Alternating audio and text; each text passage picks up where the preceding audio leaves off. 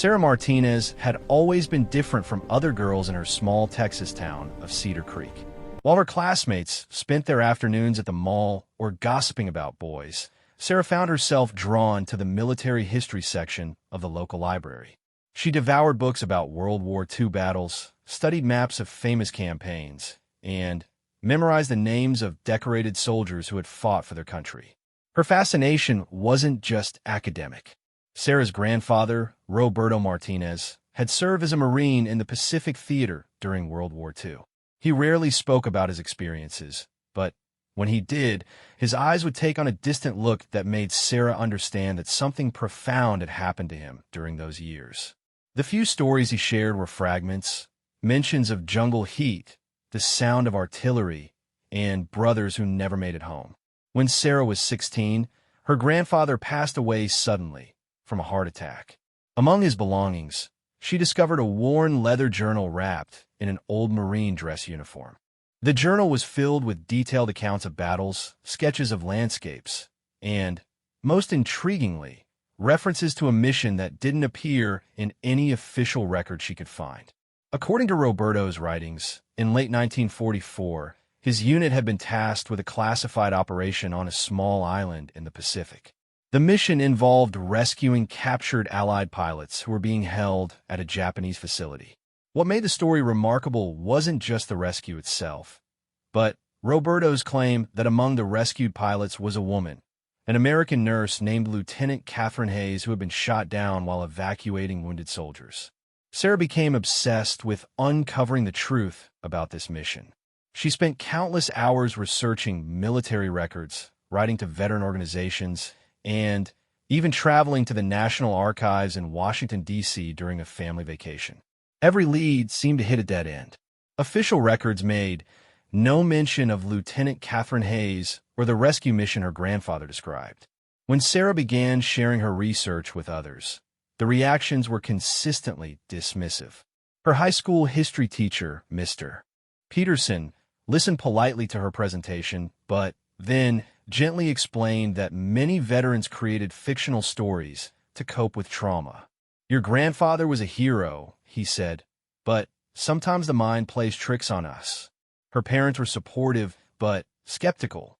Her mother suggested that perhaps Roberto had read about a similar mission and, over the years, had convinced himself he was part of it.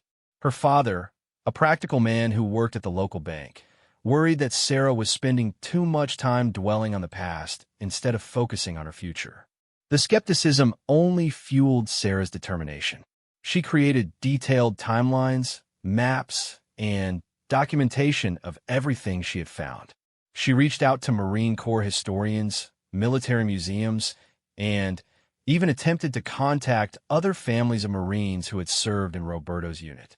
Most didn't respond, and those who did politely suggested she might be mistaken about the details. During her senior year of high school, Sarah decided to present her research at the regional history fair. She created an elaborate display with photographs, maps, copies of her grandfather's journal entries, and a timeline of the alleged mission. She titled her project The Lost Mission, Uncovering Hidden Heroes of World War II. The judges were impressed by her research methodology and passion, but ultimately dismissed her conclusions. Dr. Elizabeth Warren, a history professor from the nearby university, served as the head judge. She pulled Sarah aside after the presentation and spoke to her with the kind of gentle condescension that adults often use with idealistic teenagers. "Sarah, your research skills are exceptional, and your dedication to honoring your grandfather's memory is admirable," Dr. Warren said. "However, you must understand that extraordinary claims require extraordinary evidence. Without corroborating documentation or witness testimony, this remains an interesting family story rather than historical fact." Sarah's project received an honorable mention, but the real prize, recognition for historical significance, went to a student who had researched the well-documented Battle of Iwo Jima. Sarah left the fair feeling defeated but not broken. If anything, the dismissal strengthened her resolve to prove that her grandfather's story was true. After graduation, Sarah enrolled at the local community college with plans to transfer to a four-year university and major in history. She continued her research in her spare time, now with access to better databases and more sophisticated search tools. She learned about Freedom of Information Act requests and began filing formal inquiries with various government agencies. The responses were form letters stating that no records could be found matching her description of the mission. Some agencies suggested that certain records from that time period had been lost or destroyed. Others indicated that if such a mission had occurred, it might still be classified for national security reasons. Sarah's friends began to worry about her. They invited her to parties and social events, but she often declined, preferring to spend her evenings poring over documents and following paper trails that seemed to lead nowhere. Her roommate, Jennifer, finally confronted her about what she called Sarah's obsession. "I understand wanting to honor your grandfather," Jennifer said one evening as Sarah sat surrounded by photocopied documents and highlighted printouts. "But maybe he was just telling you stories. Maybe he wanted to seem more important than he actually was.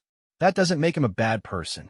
The suggestion that her grandfather had been lying stung Sarah more than all the academic dismissal she had received. Roberto Martinez had been the most honest man she had ever known. He had taught her to value truth above all else, to stand up for what she believed in, and to never give up when faced with adversity. The idea that he would fabricate such an elaborate deception went against everything she knew about his character. Sarah's research had revealed enough verifiable details about her grandfather's service to confirm that he had indeed been deployed to the Pacific and had participated in several documented battles. His unit's basic movements and timeline matched official records perfectly. It was only this one specific mission that seemed to exist in a historical vacuum. As Sarah entered her junior year at the university she had transferred to, she decided to approach the mystery from a different angle. Instead of focusing solely on military records, she began researching the fate of female military personnel in the Pacific Theater. She discovered that several nurses and other women in uniform had indeed gone missing during various operations, but their stories had received little attention in official histories. This new research direction led her to a breakthrough. In a collection of personal letters donated to a military museum in California, she found correspondence from a Marine named Thomas Wright who had served in her grandfather's unit. In a letter to his sister dated March 1945, Wright made a cryptic reference to the angel we pulled out of hell and mentioned that Rob was right about keeping quiet. The letter was far from conclusive proof, but it was the first piece of external evidence that suggested her grandfather's story might have some basis in reality. Sarah felt a surge of vindication, but she also knew that one ambiguous letter wouldn't be enough to convince the skeptics who had dismissed her research. She contacted the museum that housed Wright's letters and learned that he had survived the war and lived until 1987. His family had donated his papers after his death, but they might still have other materials that hadn't been processed by the museum. Sarah reached out to Wright's surviving relatives and was eventually connected with his nephew, David Wright, who lived in Oregon. David Wright was initially hesitant to discuss his uncle's war experiences. Like many families of veterans, they had learned not to probe too deeply into painful memories. However, Sarah's passion and detailed knowledge of the historical context impressed him. He agreed to meet with her when she could arrange a trip to Oregon. The meeting took place in David's living room on a rainy Saturday afternoon. He had prepared by gathering several boxes of his uncle's belongings that the family had kept but never really examined. As they went through the materials together, David began to share stories his uncle had told him over the years. Uncle Tommy never talked much about the war, David explained, but sometimes when he'd had a few beers at family gatherings, he'd mention things that didn't quite make sense. He once told me about a mission where they rescued an American woman from the Japanese, but he always said it was classified and couldn't talk about details. Among Thomas Wright's belongings, Sarah discovered a small notebook with sketches and brief notes. One page contained a rough map of an island with markings that corresponded to locations mentioned in her grandfather's journal. Another page had a list of names, including Lieutenant C. Hayes and R. Martinez. For the first time since beginning her research, Sarah felt that she was close to finding proof that would validate her grandfather's story. However, she also realized that even with this new evidence, she would still face skepticism from historians and academics who demanded more substantial documentation. As she prepared to return home from Oregon, Sarah made a decision that would change the trajectory of her research. Instead of continuing to work alone, she would find a way to connect with other people who might have pieces of this puzzle. She would expand her search beyond official records and academic sources to reach the broader community of military families and veterans. Sarah had no idea that this decision would eventually lead her to an encounter that would not only validate her grandfather's story, but also reveal a truth far more significant than anything she had imagined. The skeptics who had dismissed her research were about to learn that sometimes the most incredible stories are also the most true. Armed with new evidence from Thomas Wright's belongings, Sarah returned to Texas with renewed determination. She had photocopied every relevant document and sketch, and David Wright had given her permission to share his uncle's materials with other researchers. However, Sarah knew that her next steps would require a different approach than the academic channels that had repeatedly rejected her findings. She decided to create a website dedicated to her grandfather's story and the mysterious rescue mission. Sarah called it the Lost Mission Project and included all of her research, photographs of documents, maps, and a detailed timeline of events. Most importantly, she added a section asking for help from other military families who might have similar stories or unexplained references in their relatives' war memorabilia.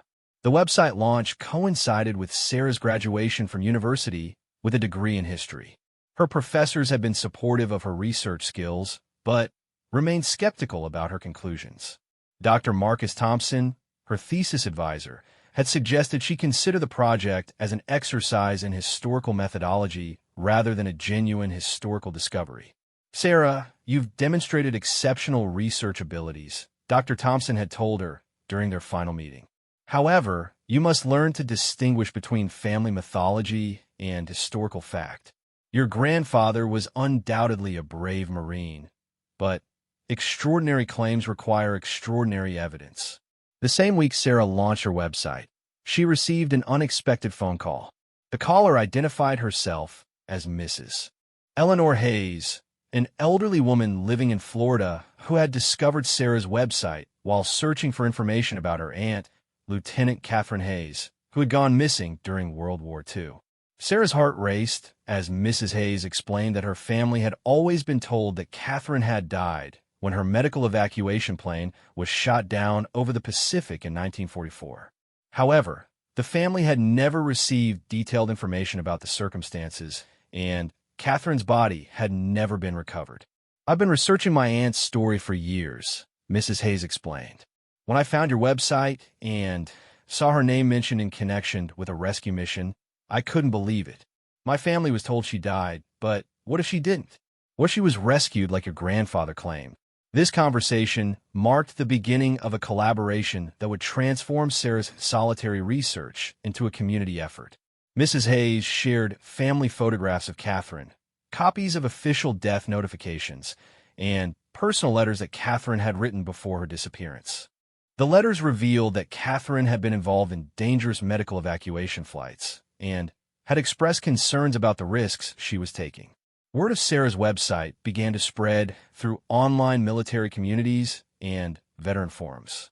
Within 3 months, she had received contacts from 12 different families whose relatives had served in the Pacific Theater and had mentioned similar mysterious missions.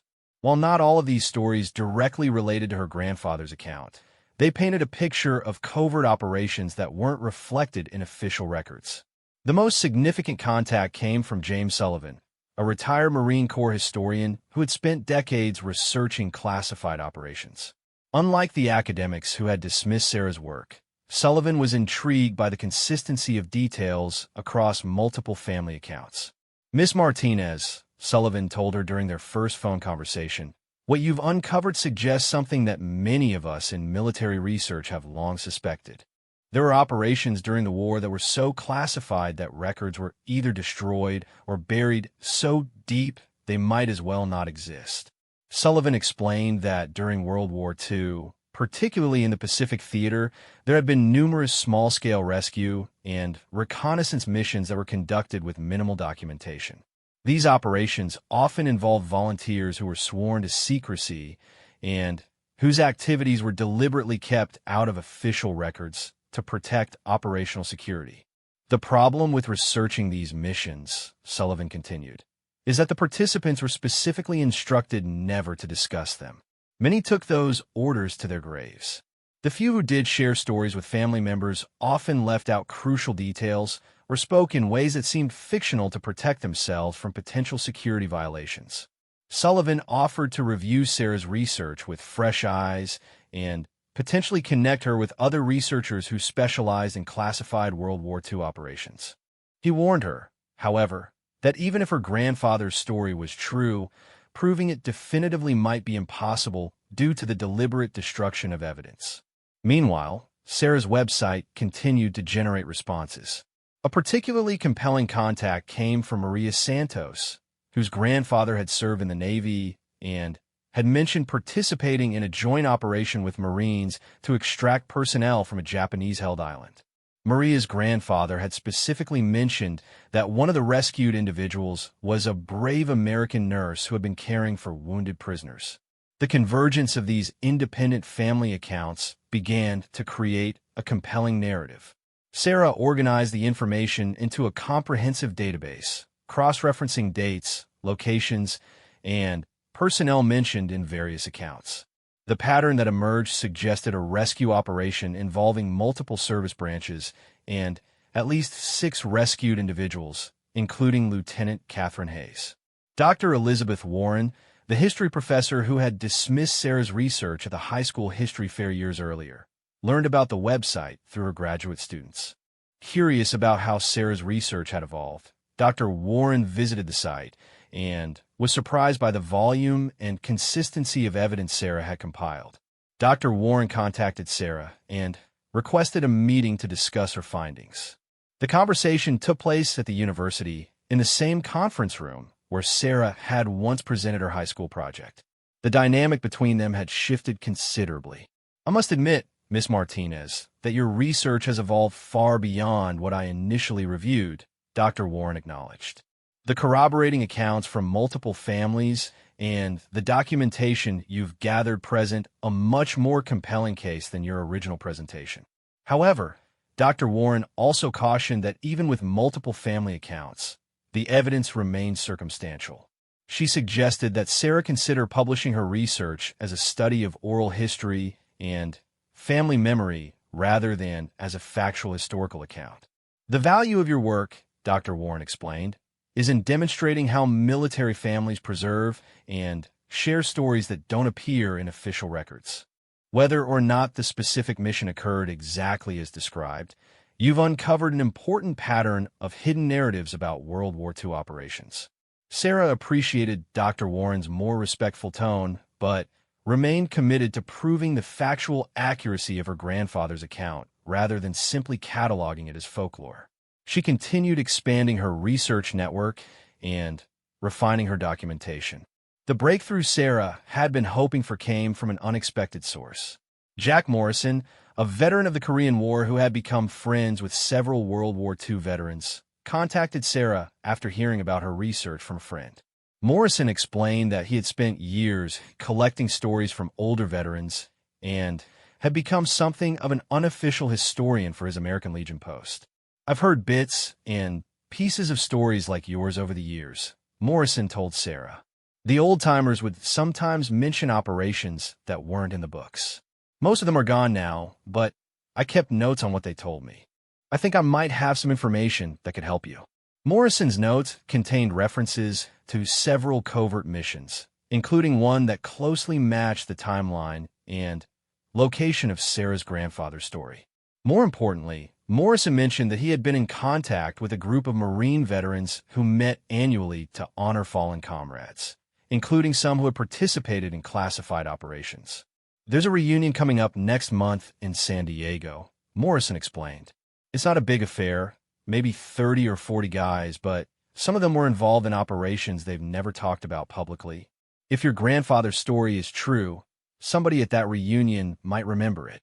Sarah felt a mixture of excitement and nervousness about the possibility of meeting Marines who might have known her grandfather or participated in the mission. She had spent so many years researching documents and following paper trails that the prospect of speaking with actual witnesses seemed almost surreal. Morrison offered to arrange an introduction at the reunion and to vouch for Sarah's sincerity and respectful approach to the subject. He warned her that many of the veterans remained reluctant to discuss classified operations, even decades later, but suggested that her thorough research and family connection might convince them to share their memories. As Sarah prepared for the trip to San Diego, she compiled a presentation packet containing her research, photographs of her grandfather, copies of the documents she had discovered, and testimonials from the families who had contacted her through the website. She knew this might be her only opportunity to speak with people who had actually been there. The night before leaving for California, Sarah called Eleanor Hayes to update her on the developments. Mrs. Hayes had become not just a research partner, but a friend who understood Sarah's emotional investment in uncovering the truth about their relatives' experiences. "Whatever we learn at this reunion," Mrs. Hayes said, "you've already accomplished something important. You've brought attention to these forgotten stories and connected families who thought they were alone with their questions. That's valuable regardless of what the veterans tell you." Sarah appreciated the encouragement, but she knew that meeting with the Marine veterans represented a critical test of everything she had worked toward. If her grandfather's story was true, these men might be the last living witnesses to events that had been hidden from history for more than 70 years. As her plane lifted off from Austin, Sarah looked down at the Texas landscape where her research had begun and thought about her grandfather.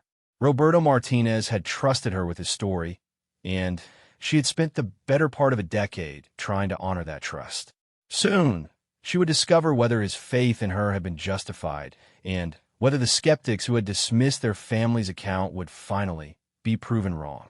The Marine Veterans Reunion took place at a modest hotel near the San Diego waterfront, far from the elaborate conventions that typically filled the city's larger venues.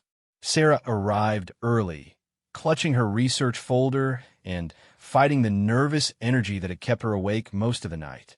Jack Morrison had arranged to meet her in the hotel lobby before introducing her to the group. Morrison, a stocky man in his 80s with careful eyes and a firm handshake, greeted Sarah with the kind of measured warmth that suggested he was still evaluating whether he had made the right decision in inviting her. These men have been protecting each other's secrets for 70 years. Morrison warned her as they walked toward the meeting room. They're not going to open up to a stranger easily, even one with good intentions. Let them take the measure of you before you start asking questions about classified operations. The reunion was smaller than Sarah had expected, with about 25 veterans ranging in age from their late 80s to mid-90s. They sat in groups around circular tables, sharing coffee and reminiscing about people and places that existed only in their memories. The atmosphere was comfortable and familiar, like a family gathering rather than a formal event. Morrison introduced Sarah simply as Roberto Martinez's granddaughter, researching family history.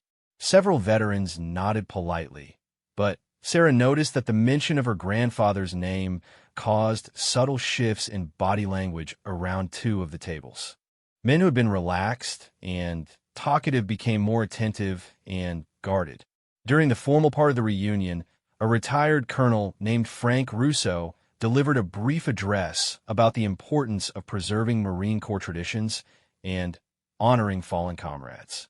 Sarah listened respectfully, but her attention was drawn to an elderly man sitting alone at a corner table who kept glancing in her direction with obvious recognition. After the formal program ended, the veterans returned to informal conversations. Sarah remained near the back of the room, uncertain about how to approach the subject that had brought her there. Her hesitation was resolved when the elderly man from the corner table walked over and introduced himself. "Miss Martinez, I'm Henry Kowalski. I serve with your grandfather in the Pacific." His voice was quiet but clear, and his eyes held the same distant look Sarah remembered from her grandfather's rare moments of wartime reflection. "Jack Morrison told me you've been researching one of our missions. Maybe we should talk." Kowalski led Sarah to a quieter corner of the room where they were joined by two other veterans, Anthony DeLuca and Robert Shun. The three men exchanged meaningful looks before Kowalski spoke again. "Your grandfather was a good Marine and a trusted friend," Kowalski said. "We all made promises about keeping certain things quiet, but Roberto's been gone for years now, and most of the people who swore us to secrecy are dead. Maybe it's time some stories were told." Sarah's heart began racing as she realized she might finally hear first-hand accounts of the mission that had consumed her research for so many years. She pulled out her grandfather's journal and showed the veterans some of the key passages. Their reactions confirmed that they recognized the events Roberto had described. DeLuca, who had been quiet during the initial introduction, examined the journal pages carefully before looking up at Sarah with something approaching amazement. "Your grandfather kept notes?" DeLuca asked. "We were ordered never to write anything down about that operation. Roberto always was meticulous about details, but I never knew he documented what happened." What followed was a 2-hour conversation that validated virtually every aspect of Sarah's grandfather's account, while adding details that had never appeared in any of her research. The veterans described the rescue mission with precision that could only come from personal experience, filling in gaps that Sarah's years of investigation had been unable to resolve. The mission, they explained, had indeed taken place in late 1944 on a small island that served as a Japanese detention facility for captured Allied personnel. The rescue had been planned after intelligence indicated that several American pilots were being held there, including a female flight nurse who had been shot down during a medical evacuation. "Lieutenant Catherine Hayes," Chin said quietly. "She'd been there for 3 months when we got word about the facility. The intelligence reports said she was being held separately from the male prisoners and that her situation was precarious." Kowalski took over the narrative, describing how their unit had been selected for the mission because of their experience with small unit operations and their proven ability to maintain operational security. The mission had involved a night landing on the island, followed by a coordinated assault on the detention facility. "It wasn't just a rescue," Kowalski explained. "We were also tasked with gathering intelligence about Japanese interrogation methods and destroying the facility to prevent future use. The rescue personnel were just one part of a larger operation." DeLuca added details about the rescue itself, confirming that Lieutenant Hayes had indeed been among the 6 Allied personnel they had extracted from the facility. He described her as being in poor physical condition, but mentally alert and determined to ensure that other rescued prisoners received immediate medical attention. "She was a remarkable woman," DeLuca said. "Even after what she'd endured, her first concern was for the wounded pilots we'd rescued with her.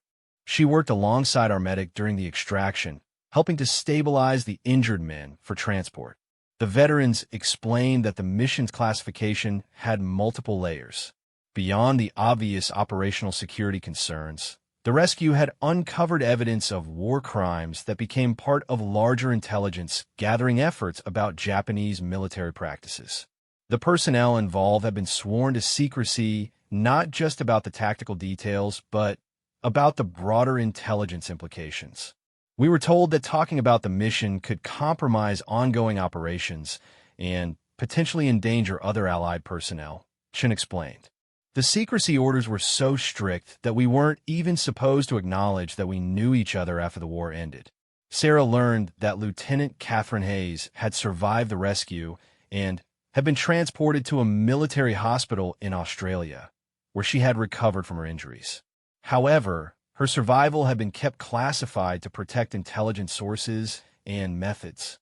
Her family had been told she was killed in action to maintain the fiction that the rescue mission had never occurred. That was the hardest part, Kowalski said. We saved this woman's life, and her family never knew she survived. We had to live with that knowledge for decades, knowing that somewhere Catherine Hayes was alive, but her parents thought she was dead. The revelation that Lieutenant Hayes might still be alive transformed Sarah's research from a historical investigation into an urgent personal mission. She immediately thought of Eleanor Hayes, who had been searching for information about her aunt based on the assumption that Catherine had died during the war. DeLuca provided another crucial piece of information. After the war, Lieutenant Hayes had remained in the military under a different identity to protect the security of intelligence operations she had been involved in. She had eventually married and started a family, but had maintained a fiction of her wartime death to protect operational secrets.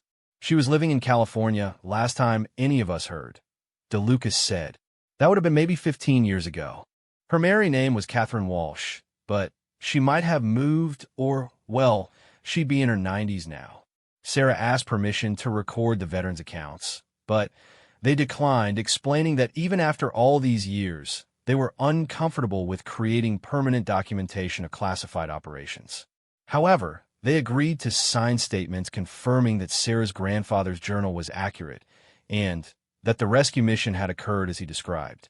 The veterans also provided Sarah with contact information for families of other mission participants who had died in recent years. Several of these families have been told fragmentary stories about the rescue, but had never understood the full scope of the operation. As the reunion concluded, Kowalski pulled Sarah aside for a private conversation. He explained that the 3 veterans who had spoken with her represented only a fraction of the personnel involved in the rescue mission, but they were likely the last survivors who could provide first-hand testimony. Your grandfather would be proud of what you've accomplished, Kowalski told her. Roberto always said that someday the truth about our mission would come out. He believed that the families of the people we rescued deserved to know what really happened. Kowalski also warned Sarah that even with veteran testimony, she might face continued skepticism from official sources who had institutional reasons to maintain the classification of certain World War II operations. The government doesn't like to admit that families were lied to, even for good reasons, he explained. You've got the truth now, but getting official recognition might be a different battle entirely. Sarah returned to Texas with a profound sense of vindication and a new mission, finding Catherine Hayes Walsh and reuniting her with a niece who had spent years searching for information about her supposedly dead aunt. She immediately called Eleanor Hayes to share the news that her aunt had not only survived the war, but might still be alive. The conversation with Mrs. Hayes was emotional and overwhelming. Eleanor had prepared herself to learn details about her aunt's death, not to discover that Catherine might have been alive for the past 70 years.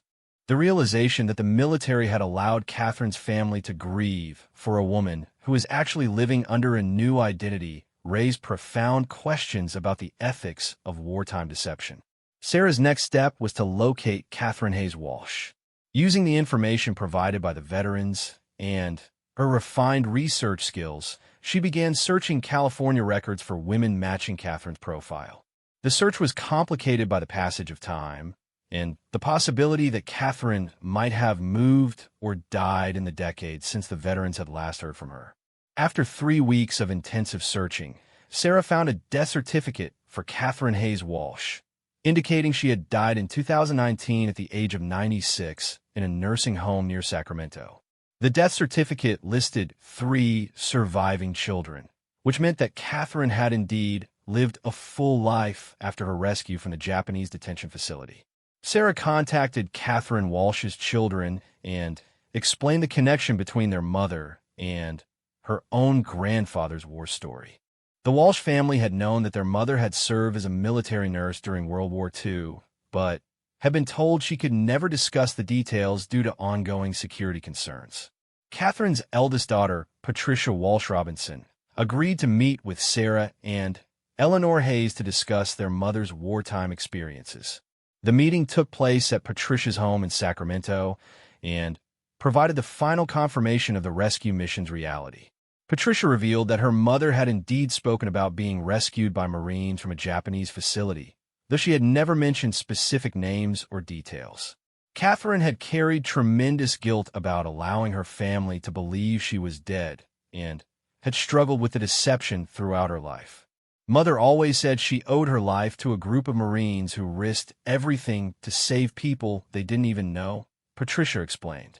She never forgot their courage, and she always hoped that someday she could properly thank them or at least tell the world what they had done.